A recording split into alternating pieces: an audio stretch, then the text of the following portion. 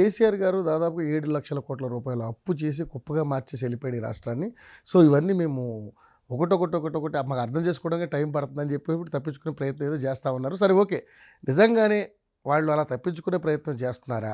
నిజంగానే మరి కేసీఆర్ గారు అంత అప్పు చేసి పెట్టుంచారా? ఏంటి మీ అభిప్రాయం ఏంటి? ఒకటి, ఇప్పుడు ఒక రాష్ట్రాన్ని నడిపించడం అనేది అంటే మనం కుటుంబ వ్యవస్థ నుంచి చూసుకుంటే ఒక ఆర్థికంగా ప్రగతి వైపు వనరులు సృష్టించుకోవడానికి ఫస్ట్ పెట్టుబడి అనేది పెట్టాలి.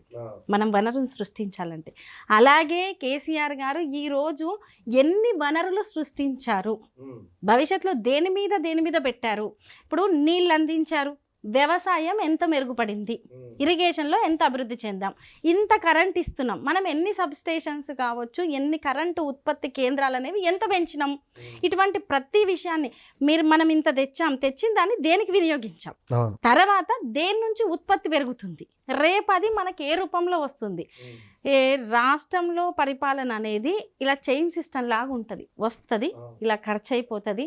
అంటే అది ఒక నైపుణ్యంతో కూడుకున్నది, దాన్ని నడిపించడం అనేది ఒక నైపుణ్యంతో కూడుకున్నది.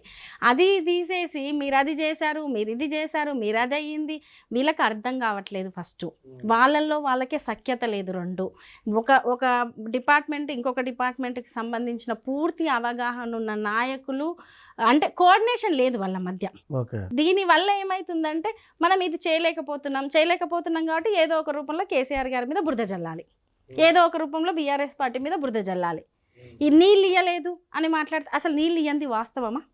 నిజంగా చెప్పండి, తెలంగాణలో 10 సంవత్సరాల క్రితం వ్యవసాయ రంగానికి నీళ్ళు అందించే పరిస్థితి ఎన్ని ఎకరాలకు ఉండే, ఈరోజు ఎటువంటి పరిస్థితి ఉంది? భూగర్భ జలాల పరిస్థితి ఎట్లుంది? ఒకప్పుడు తాగునీరుకి ఎంత ఇబ్బంది పడ్డాం. ఈవెన్ కరెంటు పరిస్థితి ఎట్లుంది? ఇప్పటికీ ప్రభుత్వం ఏర్పడిన తర్వాత ఈ 3 నెలల్లో కరెంటు కోతలు కూడా చూస్తున్నాం. మరి అంతవరకు సరే అప్పు తెచ్చిర్రా, ఇంకేదన్నా కరెంటును కొన్నారా, లేదు కరెంట్ ఉత్పత్తి చేసే చాలా ఉత్పత్తి కేంద్రాలను పెంచిరా, అవన్నీ ఒక ఎత్తు. మీరు ఆ వ్యవస్థను సక్రమంగా ఎందుకు నడపలేకపోతున్నారు? ఇలా అనేక అంశాలు. ఇది మనం వేరే వాళ్ళ మీద మాట అనడం సులభం, దాన్ని చెయ్యడం చాలా కష్టం. అతి కష్టమైంది కేసీఆర్ గారు చేసి చూపించారు. కేసీఆర్ గారు ఒకటే అనుకున్నారు, యావత్ తెలంగాణలో అన్ని వర్గాల ప్రజలకు ఏదో ఒక ఉపయోగం జరగాలి. తెలంగాణను అంత సింపుల్గా తెచ్చుకోలేదు. ముఖ్యంగా మన దేశం కావచ్చు, మన రాష్ట్రం కావచ్చు, 70% వ్యవసాయం మీద ఆధారపడిన కుటుంబాలే ఉన్నాయి. కాబట్టి తెలంగాణలో ఉత్తర దక్షిణ తెలంగాణను సస్యశ్యామలం చేయాలి. ఎక్కడ ఏ గుంట కూడా పండించకుండా ఉండే పరిస్థితి ఉండొద్దు.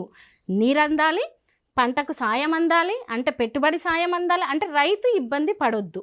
రెండవది, ఆ వ్యవసాయ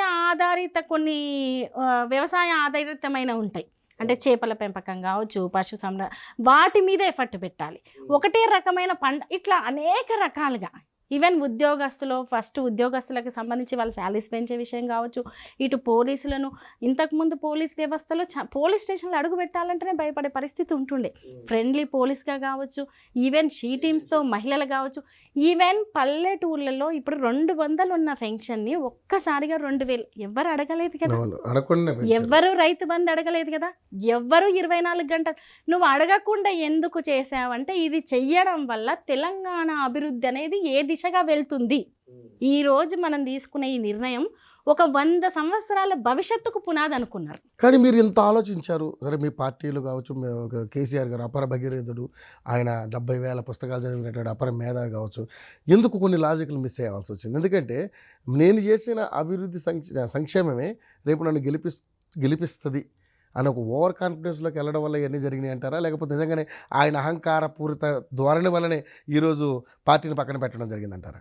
ఒకటి, నాయకుల్లో ఒక్కొక్కరిది ఒక్కొక్క వే ఆఫ్ స్టైల్ ఉంటుంది. కొందరు ఏంటంటే ఒక చిన్న అంశాన్ని కూడా నేనే చేశాను అని 10 సార్లు చెప్పుకునే వాళ్ళు ఉంటారు. ఒకటి, చేసినప్పటికీ చేసిన పని చెప్తుంది కదా అనుకునే వాళ్ళు ఉంటారు.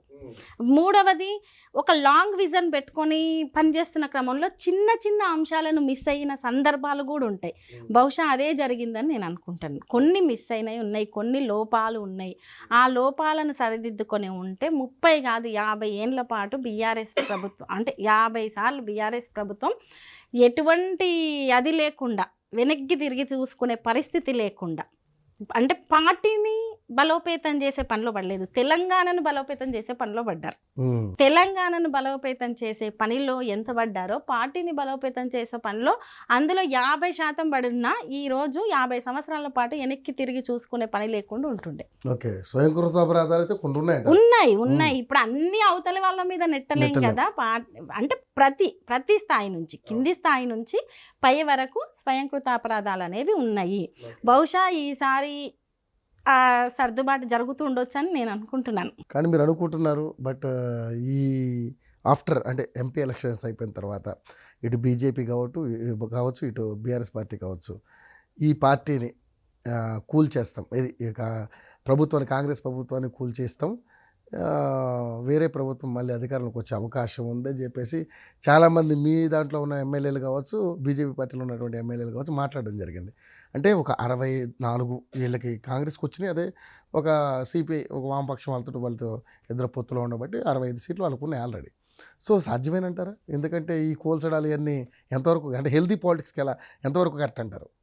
ఇప్పుడు దేశవ్యాప్తంగా చూసుకుంటే రాజకీయాలను ఓన్లీ తెలంగాణ రాష్ట్రం అని కాదు, దేశవ్యాప్తంగా చూసుకుంటే రాష్ట్రీయ పార్టీలు చాలా ప్రమాదంలో ఉన్నాయి. రాష్ట్రీయ పార్టీలు అంటే ప్రాంతీయ పార్టీలు చాలా ప్రమాదంలో ఉన్నాయి. దేశీయ పార్టీల్లో కూడా ఏక పార్టీయే రాజ్యం ఏలుతున్న పరిస్థితి కనబడుతుంది. అంటే కాంగ్రెస్ పరిస్థితి దేశంలో ఎలా ఉందో అందరికీ తెలిసి ఈరోజు 40 సీట్లు కూడా రావు అనే పరిస్థితి, అంటే ప్రతిపక్ష హోదాను కూడా కోల్పోయే పరిస్థితులు ఉండొచ్చు అనే చర్చ మేధావులు చేస్తున్నారు కాంగ్రెస్ పార్టీకి సంబంధించి. అటువంటిది ఇప్పుడు ఎవరైతే రాష్ట్రీయ పార్టీల్లో బలంగా ఉన్న నాయకులు ఉంటారో వాళ్ళని దెబ్బతీసే కుట్ర ఇప్పుడు కాదు, గత 5 సంవత్సరాలుగా జరుగుతుంది. అది చాప కింద నీరులా జరుగుతూ ఉంది. ఒక్కసారిగా అవకాశం వచ్చినప్పుడు పెద్ద ఎత్తున కనబడుతుంది. అందులో భాగంగానే ఈ బీఆర్ఎస్ పార్టీని ఇలా చేసేది కావచ్చు. ఈవెన్ కొన్ని రాష్ట్రాల్లో ప్రభుత్వాలను కూల్చేసిన, అంటే ప్రజలు ఎన్నుకున్న ప్రభుత్వాలను కూల్చేసినది కూడా చూస్తున్నాం. ఈ 2 దేశీయ పార్టీలు ప్రాంతీయ పార్టీలను దెబ్బతీయాలి.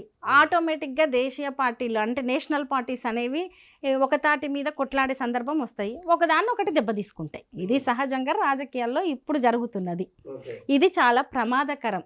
నాకు తెలిసి రాజకీయాల్లో ఇప్పుడు ఉన్న రాజకీయాల్లో కూడా ఏ రంగంలో అయినా, స్పోర్ట్స్ రంగంలో కావచ్చు, జర్నలిస్టులు కావచ్చు, ప్రతి రంగంలో కొన్ని ఎథిక్స్ అనేవి ఉంటాయి. రాజకీయాల్లో మెల్లిమెల్లిగా అవన్నీ పోతున్నాయి. ఎంతసేపు ఏకఛత్రాధిపత్యము, మేమున్నామా లేదా, అది ఏదన్నా కావచ్చు, ఏమన్నా జరగని మేము నిలబడుతున్నామా లేదా అనే దిశగా రాజకీయం అనేది వెళ్తుంది. ఇది కూడా ఎప్పటికీ చెల్లుతుంది అనేది ఏం ఉండదు.